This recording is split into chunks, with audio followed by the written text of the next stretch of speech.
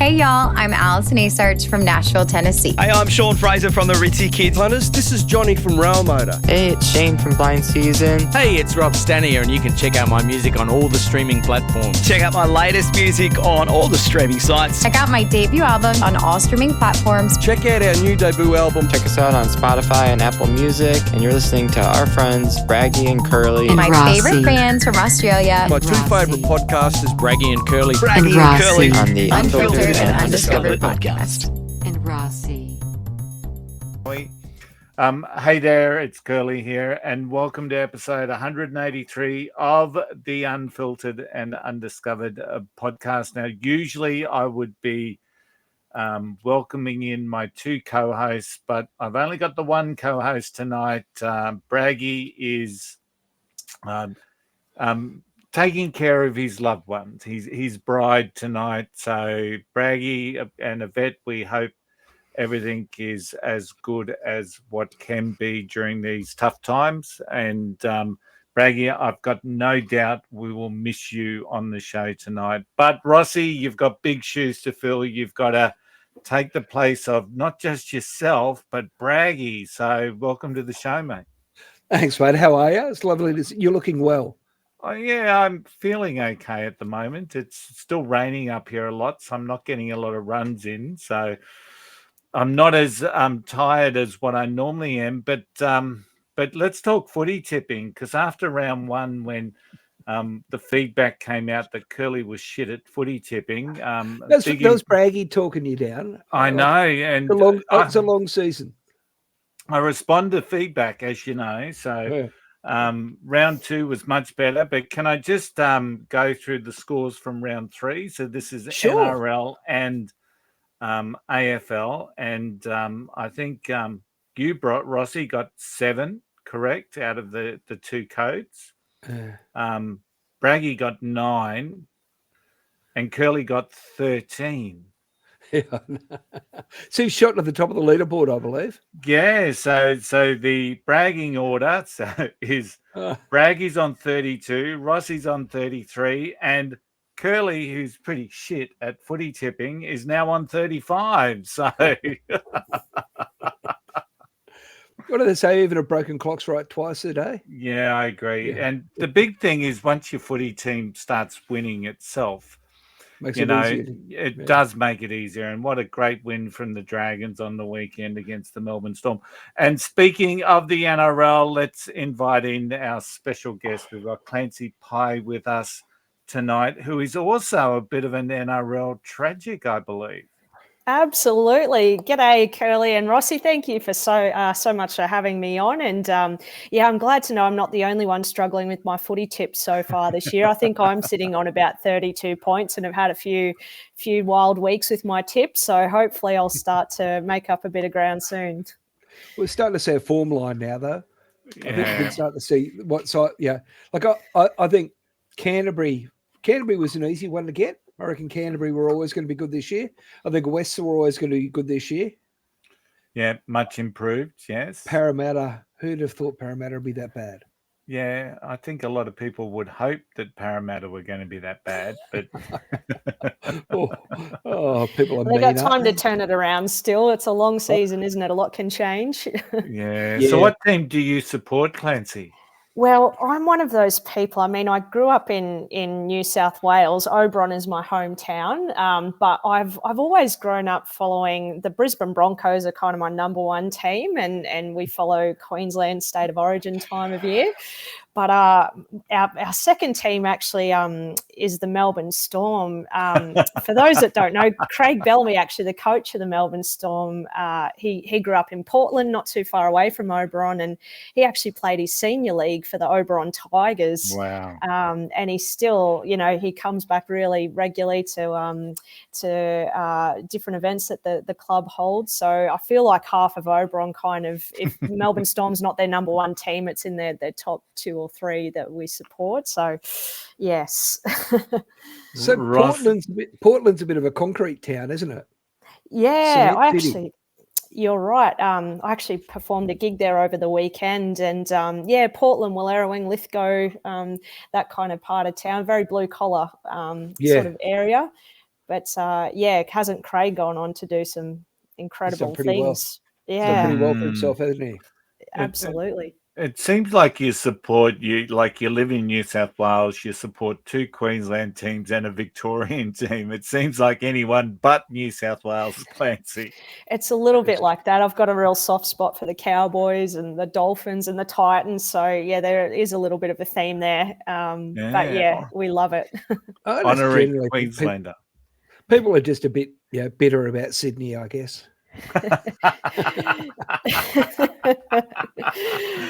Well, Clancy, you've been described as fast becoming one of the most exciting singer-songwriters to emerge in Australian country music. It's awesome to have you on the show. Normally, Braggy kicks off the questioning, but I'm going to hand that honour over to Rossy. Let's get the ball. Well, and Braggy will always ask this question first. It's a good place to start, which is at the beginning, I guess. So, when did what made you realise, this is what you wanted to do? What triggered it? Did you come from a musical background, or did you just go, the light come on one day when you open up the fridge and you started singing? What was it? Yeah, I was very lucky, actually. I grew up in a very musical family. So we grew up on a little farm just outside of Oberon, which is up in the central west of New South Wales near Bathurst. And it's a town of only about 2,500 people. And I guess growing up on a farm, I had 2 older siblings. And, my mum played the guitar, my dad played the drums. And music really filtered in from both sides of the family. My grandmother on one side, she's 89 years old and she still plays the piano and harmonica, and she goes out entertaining elderly residents at nursing homes every week and plays at church. And so she's still very musical. So that kind of filtered in from my mother's side of the family. And then on my father's side, my grandfather, Ralph, was a musician. He played the drums. There was a lot of dance bands around that time. So most weekends he'd be playing at a lot of the halls around Oberon. There's a lot of small villages, and he played in quite a number of bands. But unfortunately, he actually passed away of cancer before myself and my older brother were born. But the one thing that, the greatest gift that he left behind for our family is all of his instruments. So in our house growing up, we had a drum kit, a bunch of acoustic guitars, a piano. So we were just gifted with having all these instruments lying around the house, and really fortunate that our parents, knew how to play enough to be able to show us kids a few chords and get us started. And it was one of those things, I think I was about 6 or 7 years of age when you're kind of big enough to get your hand around the neck of the guitar. And so that's when my mum would start teaching me chords. Every week she'd sort of show me a new chord. And you know what they say about country, it's 3 chords and the truth. And there's a lot of truth in that, because there's so many songs you only need 2 or 3 chords to be able to learn a song. So it was that quick progression of, I've got a few chords under my belt, I can now start learning songs. And then from that, we started playing together, and we had a little bit of a family band, which we started playing with quite early on. And we actually just started going out and playing in public. So we were doing little pub gigs around Oberon in the Central West, and any little community event or festival we'd get booked at, because there wasn't a heck of a lot of musicians in Oberon at the time. And so I guess that was really the way it all started for me. And some of your listeners might know my older brother, Mickey Pye, who he actually won the Toyota Star Maker competition back in 2015. And I was really fortunate, for the years leading up to him going in Star Maker, right throughout high school, once he got his license, he was able to then start driving us to our pub gigs. So myself and him kind of really stuck with music and kicked on with it. And we just spent every Friday and Saturday night, basically all through our high school years, playing at a different pub in our little country rock band that we started with a couple of his mates as we got older. And it was just years and years of playing those pub gigs that got our skills up, I guess, as entertainers. And Mickey's a fantastic guitarist, and he was able to show me a lot more as well as we got older. And yeah, I guess, by the time he sort of got to going in Star Maker and those sorts of things, we'd had quite a number of years of getting out and playing together that sort of got us a pretty good grounding. So yeah, I guess that's kind of the backstory of how it all got started.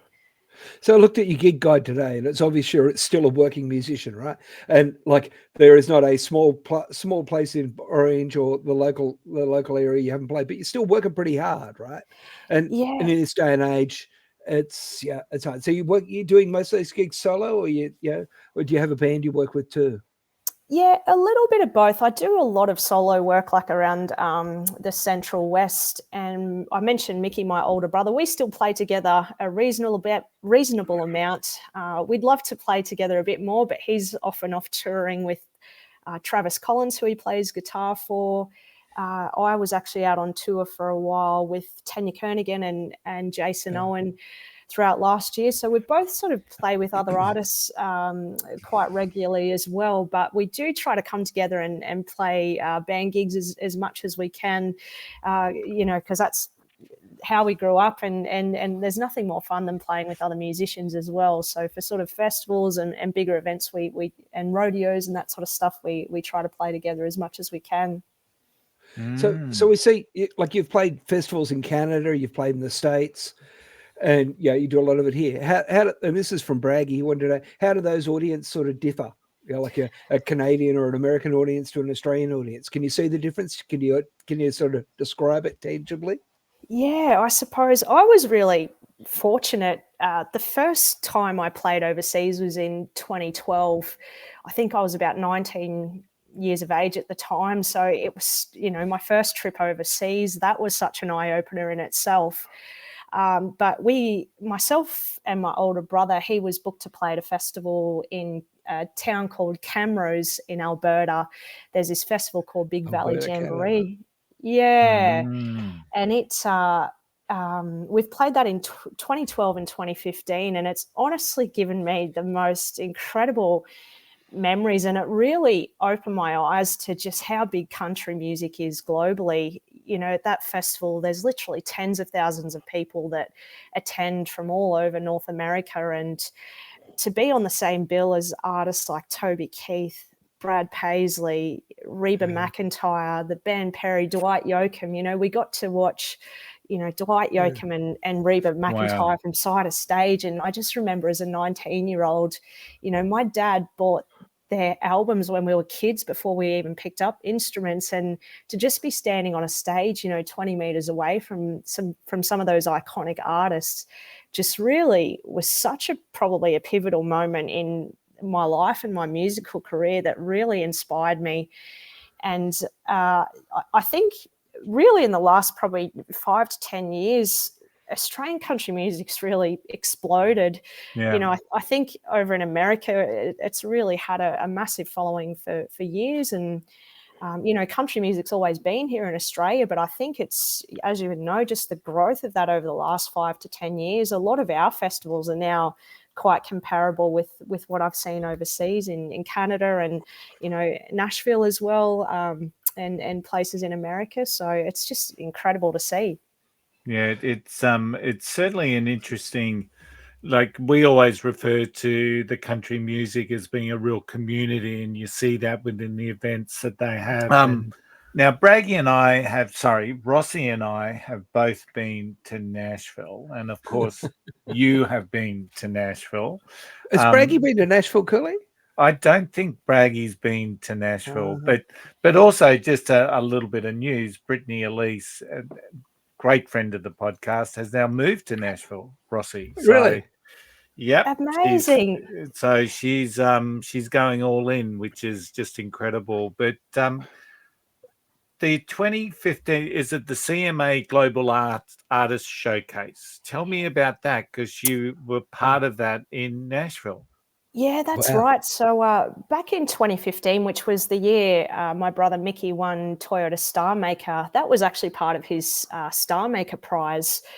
Chris Watson's been sponsoring part of the competition for many years. So part of the the prize was flights to Nashville and to get a spot at on the Global Artist Showcase. So for anyone that's been to CMA Fest, there's multiple stages that are sort of set up around Broadway and down by the River Stage, and there's just something for everyone. And we were actually set up quite close to Bridgestone Arena in the park there. Yeah.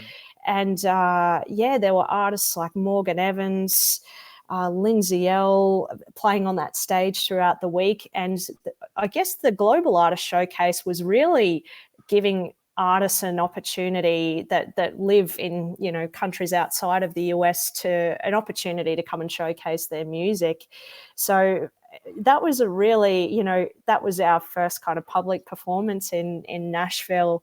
And I met so many incredible artists and musicians from being a part of that I still keep in touch with today, and I still follow their careers. And what was really inspiring for me is during that festival, you know, seeing artists that were playing on some of the smaller stages, you know, like Jess Moskaluki was one, and Stephen Lee Olsen, and you're looking just over the last 10 years at how much their careers have skyrocketed. And for me, that was really special. I guess, being able to see them at that point where they were just kind of starting to break through and have now gone on to have incredible success. That was really inspiring. And again, very eye-opening. For me, that was my first CMA Fest. And it's just incredible being able to see artists, you know, from those that are just emerging up to, you know, Keith Urban and Jason Aldean and all the big acts playing down at the stadium every night. So it's just an incredible festival. It's kind of a bit weird because it's a bit isolationist for us down here, right? You go over and you do festivals in Europe or in the States, and you just have a look around and you're like seeing like all these iconic acts. And like I often think about it like, you know, like they're just working musicians still. They're just on a different scale. That's all they are. Absolutely. But like when you stand there, you're sitting side stage and someone's on stage and you're just like going, what the hell am I doing here? You know, it's just mind blowing, you know, utterly mind blowing to be in that sort of environment. Like you kind of get a bit of the imposter syndrome. Absolutely. Oh, I think you've really hit the nail on the head there. When you're in, you know, company and you're sharing stages with artists that you've looked up to your whole life and whose music you've followed, you sort of wonder, I don't know if I deserve to be here yet. But what you were saying before around country music, one thing that really sets it apart, I think, maybe from other genres, is it is such a community. I know even, you know, when we did travel over to Canada and CMA Fest in Nashville, both of those places, they had their own community, and they welcome you with open arms, and they don't care if you're the biggest act in the world or you're just starting out. They embrace everyone at every level, and there's kind of a stepping stone. You know, whether you live here in Australia or overseas, that there's kind of a path laid out for you that you know you can follow from what artists that you aspire to be like have kind of laid. You know, you think of people like Keith Urban and Morgan Evans that have, you know, broken down doors for a lot of us Aussie artists to now step through. That's just incredible to see and be a part of. Like when I was there 5 years ago, you stood there in the street and they got like a 20-foot Keith Urban poster. You're like going, like I honestly, I've seen Keith Urban play in front of 20 people. You knew he was good. Like, no, make no mistake about it. He certainly had it going on. But like, what's that about? You know?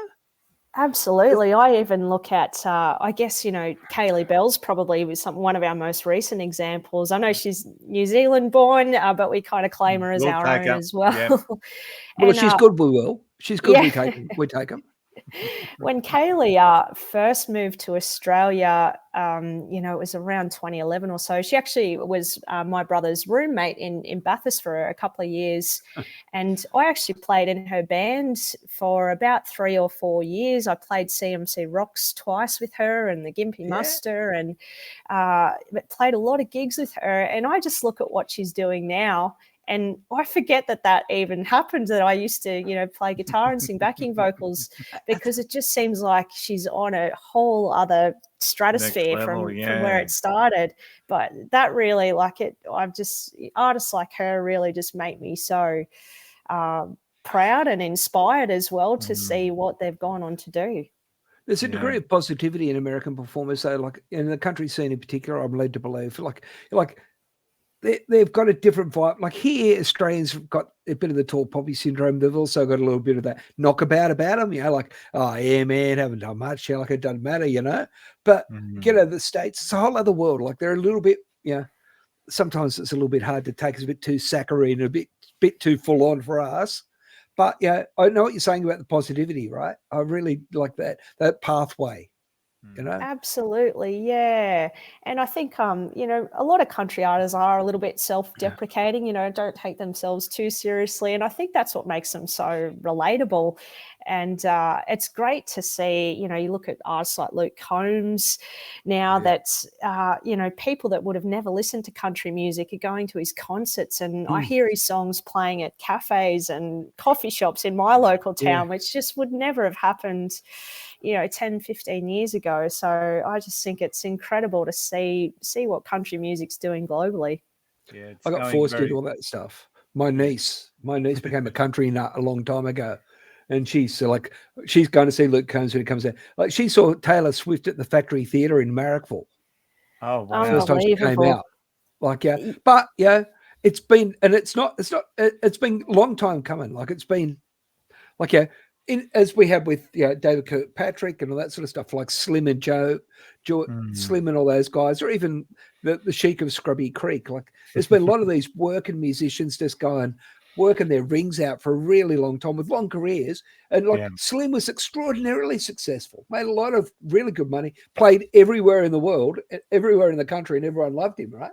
Yeah. So it's a well-worn path. That's what I was saying, I guess. Yeah, very much so. Let's talk a little bit about your music. But before we jump off Nashville, I did see a social media post this week of James Johnson's over there at the moment, and he jumped on stage in one of the bars there, and they all started to do the line dance which like the audience knew the dance and the video and the song, which I think is just an incredible thing and shows the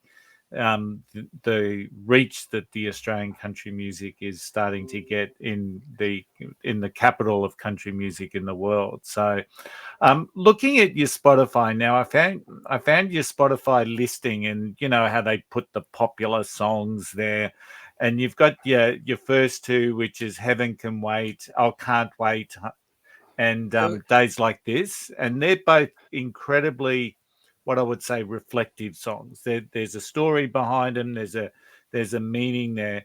But then as you go down the list, you see a little bit of the fun side with Drink About and Cigarettes, Alcohol, and Love Songs. So this journey of yours must be just fascinating to be on. But let's talk about Days Like This. Tell us, that's your latest song. Tell us the story. Yeah, absolutely. So Days Like This, so it's actually the third single off an album that I'm going to be releasing next year. But how this song came about, it was about 3 years ago I sat down to write it, and it was actually the first day that school was starting back for a new year. And like everyone else, I was seeing lots of pictures being posted on social media of people I know, posting pictures of their kids dressed in their school uniforms, ready to start a new school year. And I think if you looked back through any of our photo albums, we've all got that picture, standing on the front step with your school bag. And it really always marked a new kind of chapter in your life. And as I was scrolling through, I came across a picture of a family that just really stopped me in my tracks. And that family that I know had actually pretty recently lost their father a year or two earlier. And I just couldn't help but think that, behind their smiling faces and excitement, that just under the surface, that must be a difficult day for them and their mother. And, especially when you're surrounded by people that are so happy and excited, and just having that feeling of it being a bit, tinged with sadness, knowing that their dad wasn't there to be able to walk them through the school gate. And it just got me thinking about not only on their first days of school, but, their birthdays and Father's Days, Christmases, all of those special days that we think of as being so full of happiness and celebration and excitement, that they can actually be some of the hardest days for other people just to get through, especially if they've really recently lost someone.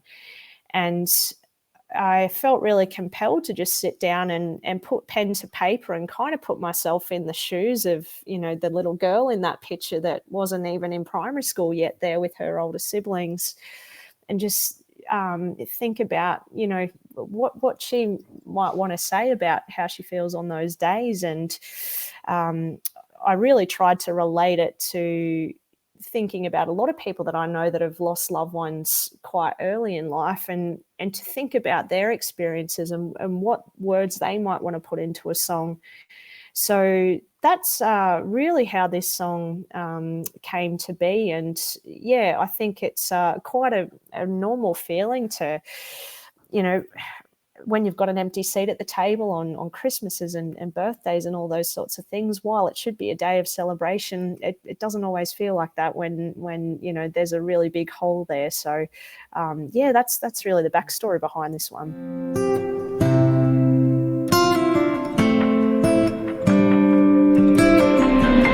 I remember the first time she kissed my head, made me smile.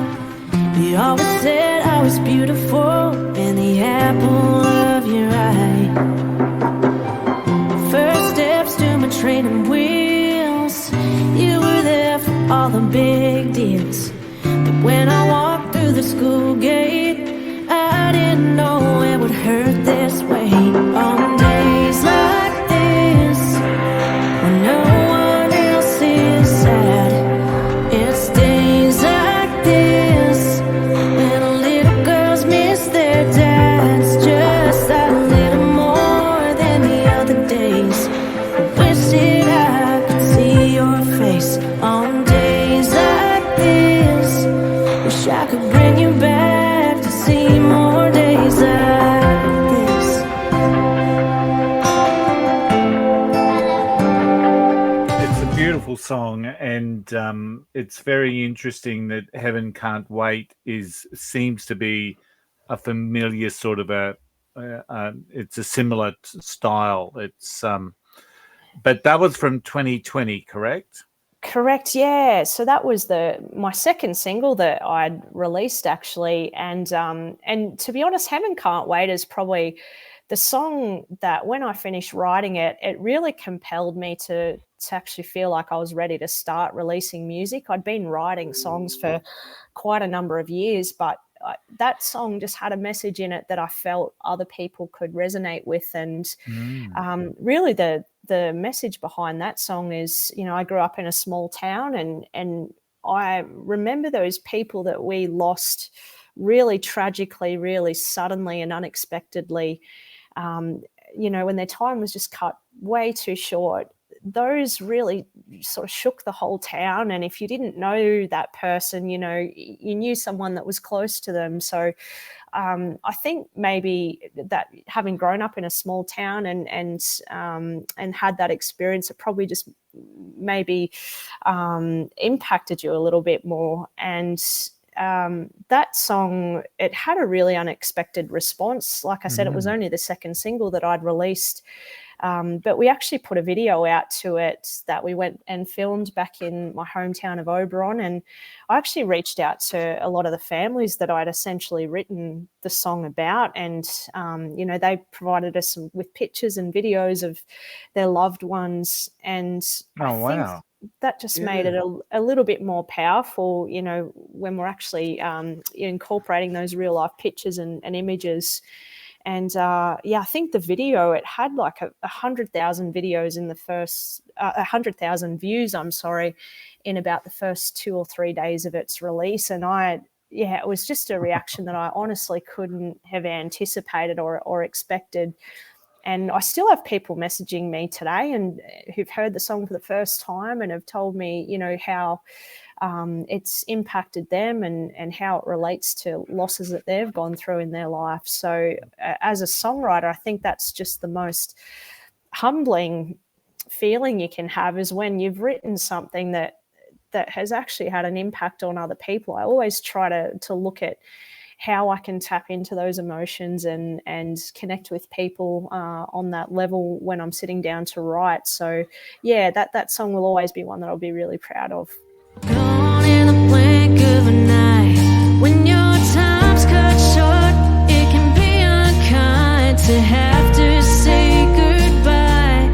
Shouldn't happen in your prime. With 2 kids and a wife, a little girl on the way, about mid-July, but it's only February. Now he'll never see her smile. Oh my,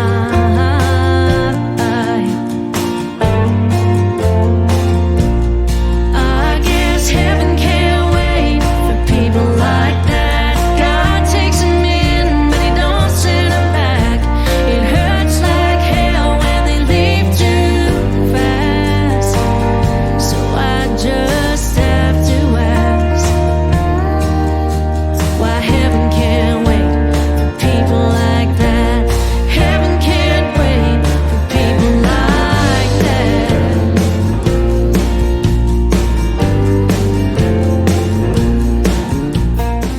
Like it's on Spotify, it's just under 300,000 plays. So it's giving you a couple of bucks to keep going on with too. A little bit of Spotify money goes a long way, you know. Like but Absolutely. so like you said you're going to release an album. Braggy did ask the question, and we're always perpetually talking to performers about their business model. Like, do you drop an album? Do you drip feed singles? If you release an album, do it like a whole bunch of songs that get the love they deserve.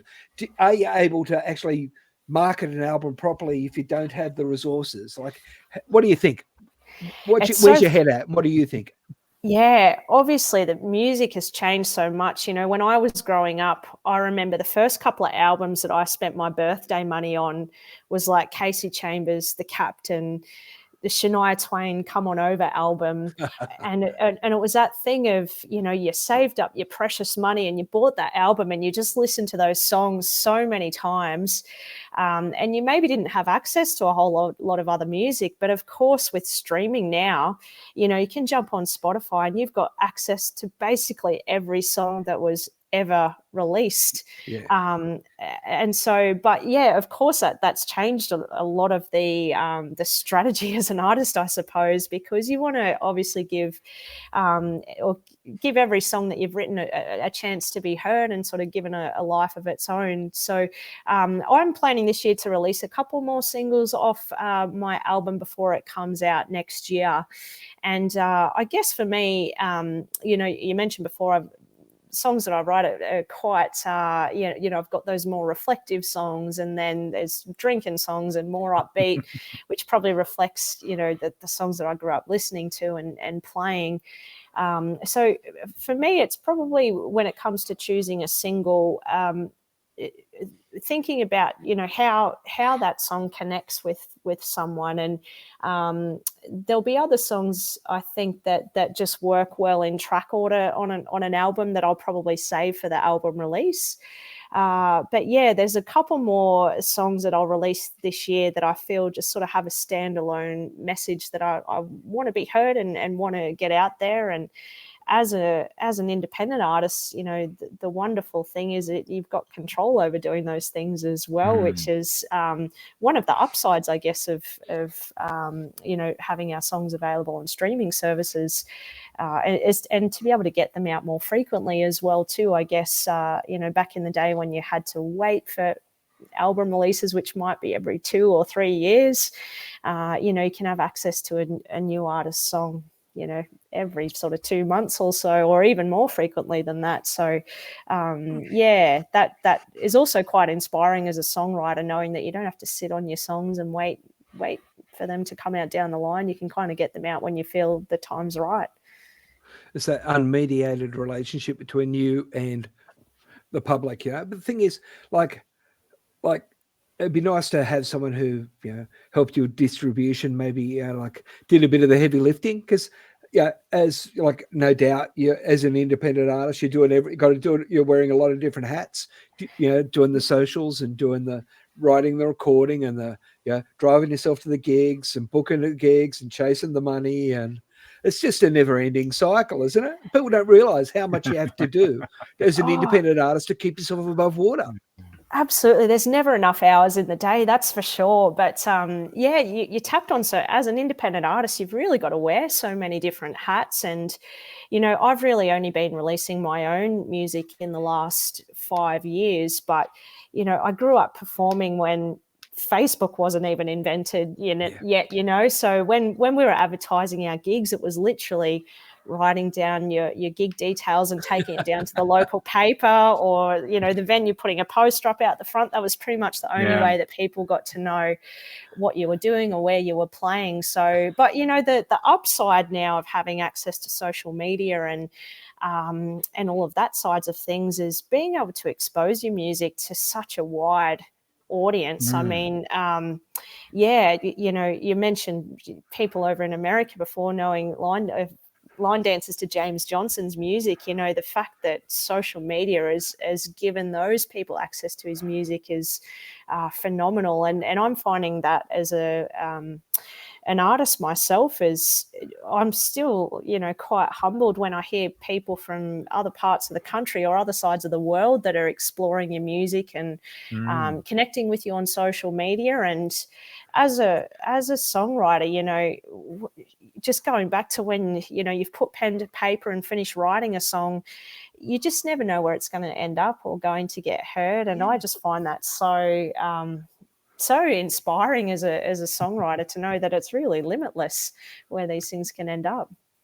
Well, in the old days, it used to be a bit of a void. Like you'd throw a song out there, you have to wait like a month to hear whether it's doing any good, right? Absolutely. You've basically got access to real-time data now, which is just just incredible to have so many tools at your disposal. So yes, even though there's a lot of time spent on those things outside of writing and performing, I feel like I've developed a lot of skills, outside the bread and butter of why I do it, which, I love using different parts of my brain and learning new things. So, yes, certainly not enough hours in the day most days. Unfortunately, you also got access to real-time haters. Do you get much of that? People say things online that you would never say to a person because you just go, shut up, idiot. There's certainly keyboard warriors out there. To be honest, I'm probably maybe not well known enough to have experienced much of that myself. I'm sure they're out there, though. I'm sure that it's just part and parcel of being in this business. It's hilarious, though. It is utterly hilarious. It's like, if you've taken this amount of time to come to me, have a look at my stuff, and then go, you're shit. Like, come on. Like, really? Get alive. It sort of says you're winning, but doesn't it as well? You're out of the echo chamber. You're out of you're out of people who just love you. You're out in the broader population, Haters are a good thing. It's a good KPI. Now, Clancy, I'm going to talk about something that is also a little bit creative and thinking differently. And I saw this actually when it happened during March. And funnily enough, it was just after an episode where I talked about we just need to get a little country town that someone's not using much anymore and make it Nashville of Australia. And then I saw that Orange actually had a night in Nashville on Saturday, the 15th of March. And you played at it. So how was it? And did it capture the essence of what Broadway does in Nashville? Oh, absolutely. I think for anyone, here in Australia that hasn't been to it, jump on and check out their social media, because the best way to describe it is basically they set up our local showground pavilion before the event, they basically deck it out to look like an American honky tonk. So they cover the walls in neon signs, and there's hay bales, there's a mechanical bull. They really go all out on all the American themed memorabilia around the place. And I've been fortunate to play this event, I think 3 times now. It's only been going for about the last sort of 4 or 5 years. And to watch it, from where it first started, where it was this kind of new thing, and yet people came along to check it out, and there was a lot of, I guess, more local people there. To this year, there were so many people that travelled to Orange from all over Australia to be a part of it. So it's now become this kind of almost tourist event that brings so many people to town. And the quality of the entertainment's just phenomenal. This year there was Hayley Jensen, Nathan Lamont, Robbie Mortimer, Katie Jane, Gemma Beach. I know Max Jackson played it last year. So they're really drawing some of the biggest artists in Australian country music. And if you've been to Nashville and you've experienced Broadway and the honky tonk scene over there, they pretty much try and replicate all of that here and make it feel really authentic. And it's so fun. Even people that don't, follow country music still get dressed up in their country gear and come along and have a great time. That's fantastic, actually. Yeah. That is an awesome initiative, and it's good to hear. And for those people that can't get to Tamworth, it might be a good alternative. So, because I know Tamworth is just so popular nowadays, it's really hard to accommodation. It's no one can afford to expensive. stay there. Yeah, The com's too expensive. You just gets booked out. Every Airbnb is like $1,200 a week there now. It's like crazy. Yeah, it's certainly hard. And I mean, with the amount of festivals that are popping up all over Australia too, as much as we'd love to get along to support every one of them, all those things add up for sure. But it's wonderful to see that this is not only an event that the Central West has embraced, but it's certainly attracting people from all over the place that, come to Orange, not just for a night in Nashville, but, we've got great wineries here and a great food and wine scene. So, there's lots of other draw cards for the area, that's for sure. It's a nice city, nice town. Town, city, I don't know. Yeah, like I remember, I've done gigs in Orange. I've even done a gig in Blaney. Ah, excellent. Yes, not too far away. It's nice to come. I mean, we get all seasons here. That's one thing that I think people really love, But winters definitely bite, that's for sure. yeah. But I grew up in Oberon, so I'm well and truly used to it. We'd get our fair share of a few snowfalls a year and pretty gnarly winters. So it feels like summer here sometimes. It's a lovely city. It really is. Like it's very well presented city and just looks great when you go. You've been to Orange, Curly?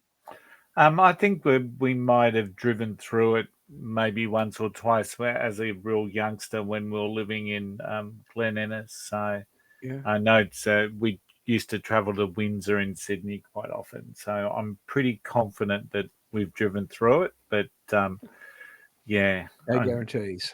Doesn't sit there in my memory. But that night in Nashville is certainly something that I may be tempted to go to next year. So I might be one of those tourists.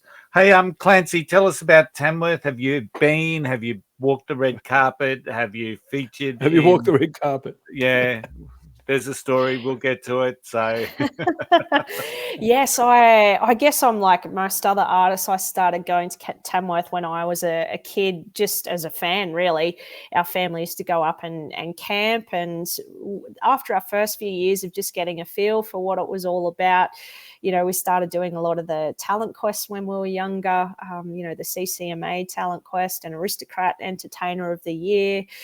And that sort of got us our foot in the door a little bit. And then over recent years, obviously with my brother winning Toyota Star Maker, and I, as I mentioned before, played with Kaylee Bell through her sort of Star Maker years as well.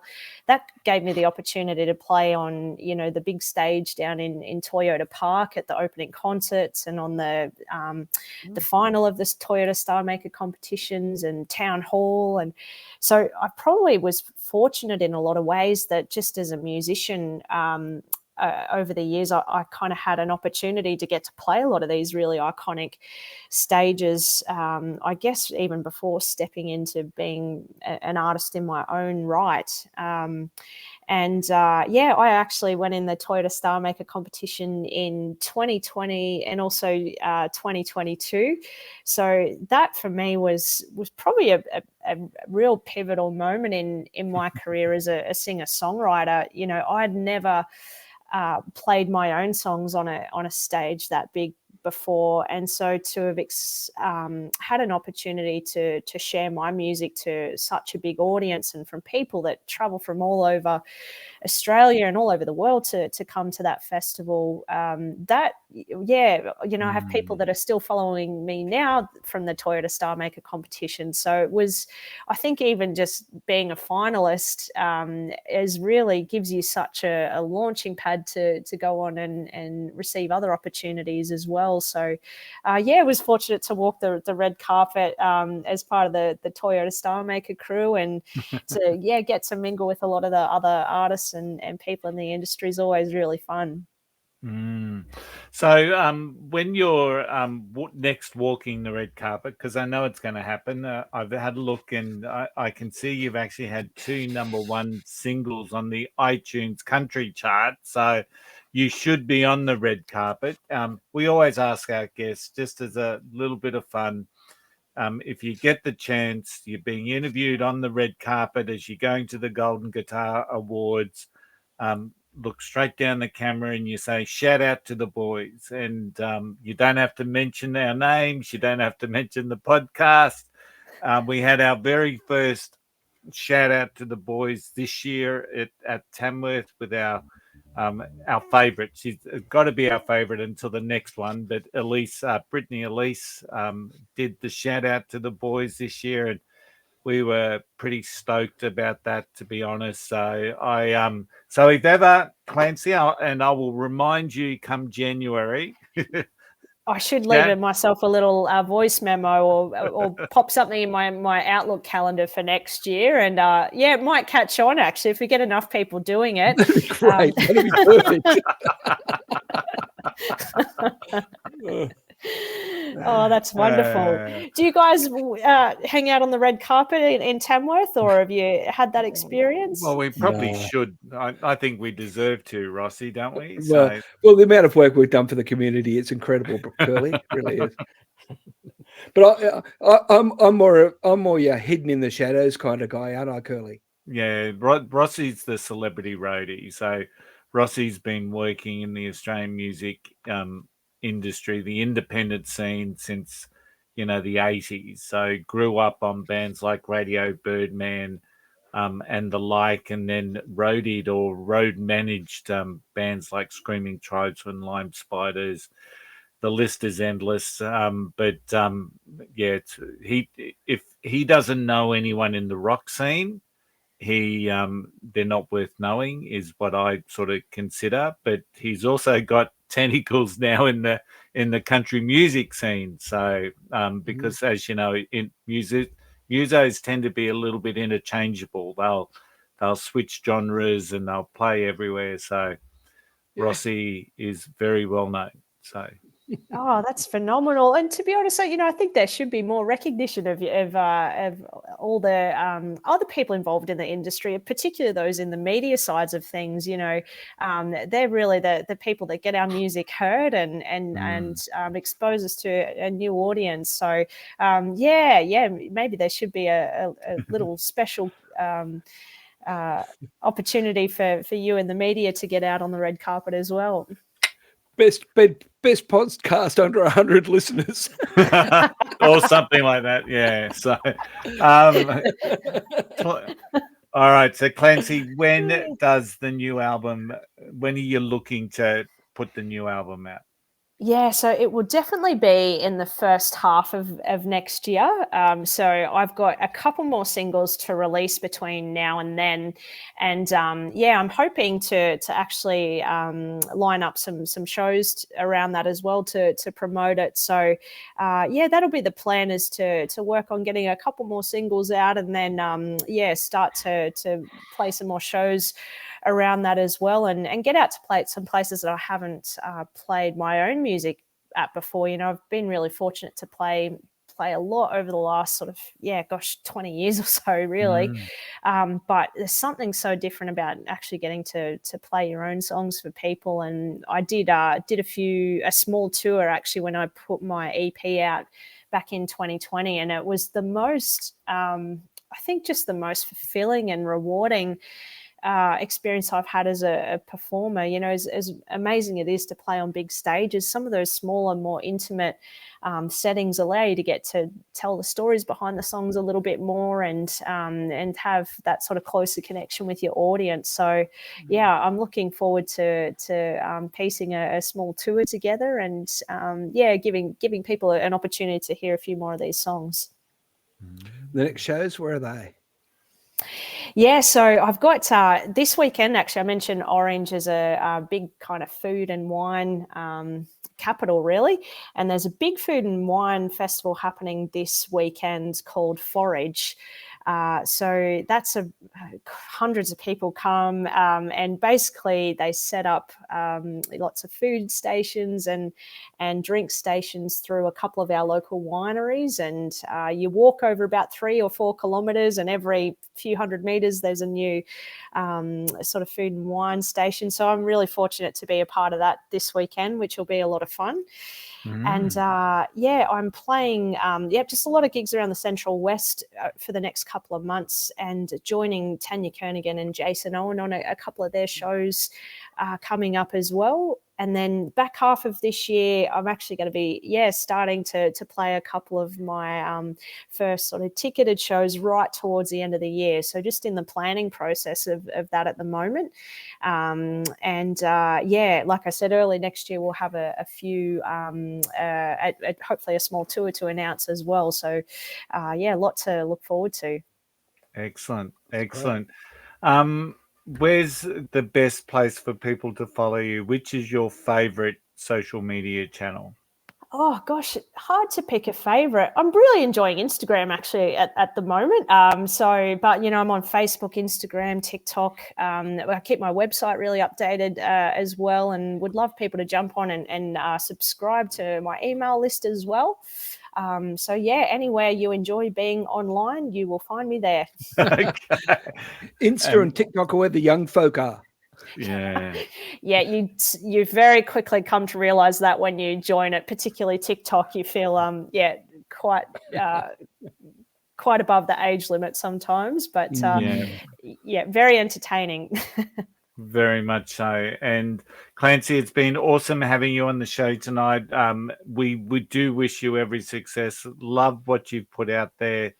There's a real mixture of music. So for people that may not like some of the reflective songs, get on to Drink About. I think that's a really cute little phrase. It's think about, and then drink about. So it's just it's a really cool little song.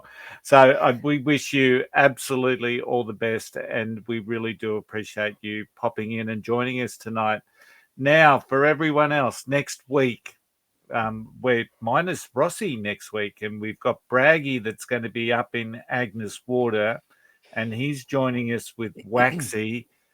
And I think we're doing a mystery song deep dive. So we're going to dive into a song, and we've got our special guest Waxy joining Braggy. And then the following week, I'm thinking we may have Chloe Styler coming back on the show, so which will be wonderful. So she's got some new music, and I noticed on her social she played at a Bunnings store recently. So I'm interested to hear all about that as well. So if you've enjoyed the episode, please like and subscribe. Make sure you go and follow Clancy. She's got some great music out there. Leave a review both on Clancy's and ours. And until next time, we'll see you next week. See you guys.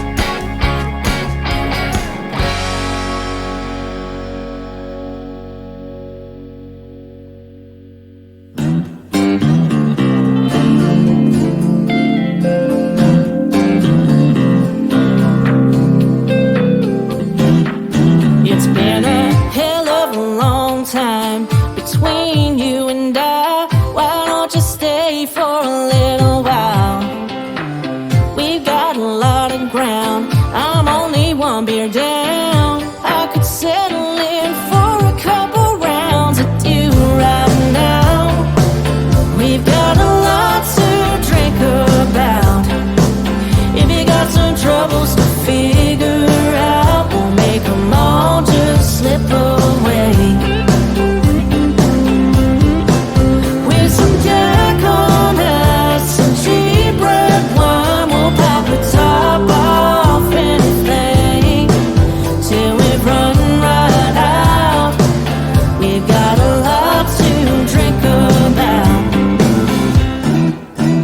When it hits tequila time, we're tipping back like we've got nowhere to be after tonight. Would it be so wrong if we got a little gone? Let 'em pour these whiskeys strong, 'cause there ain't no doubt we've got a lot to drink about. If you got some troubles to figure out, we'll make them all just slip away. With some Jack on us, some cheap red wine, we'll pop the top off anything till we've run right out. We've got a lot to drink about. It'll be alright if we stay till closing time, 'cause I got some coconut rum, 12 pack and a cask back home. If you wanna come round, we've got a lot to drink about. If you got some troubles to figure out, we'll make them all just slip away.